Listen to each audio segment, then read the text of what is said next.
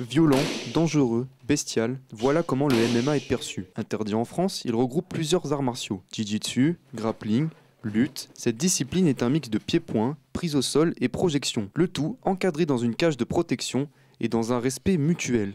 Un sport victime de sa réputation, bien souvent à tort. Si on regarde le rugby, on regarde la boxe anglaise où tous les coups sont localisés au niveau de la tête, je pense que c'est beaucoup plus violent qu'un sport comme le pancrace ou la MMA où tous les coups sont localisés mais sur toute la partie du corps. Souvent contraints de combattre à l'étranger, ces guerriers des temps modernes souffrent d'un manque de reconnaissance. En France, beaucoup de combattants attendent de sortir de l'ombre pour briller dans leur pays.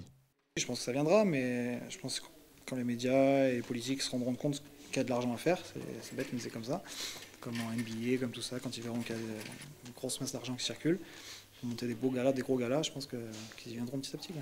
Au Boxing Squad, ils sont près d'une quinzaine de boxeurs professionnels qui s'entraînent près de 2 heures par jour. Militaires, gendarmes, mais aussi videurs, ces anonymes passionnés par leur sport pourraient être les stars de demain. La cohésion de groupe, déjà dans le groupe, elle est bonne. On est tous, on va dire, prêts à combattre, mais on n'a pas encore les dates définitives des combats. On tourne à peu près entre 3 et 4 combats par an, sachant qu'il faut à peu près, on prend à peu près 2 mois de préparation pour un combat, sans compter les petites blessures, tout ça. Donc ouais, on essaie de combattre à peu près 4 fois par an. Ouvert depuis moins de 2 ans, la salle, financée par des fonds privés, accueille tout type de membres. Sans être public, le club avance et se développe tout doucement avec la passion comme motivation.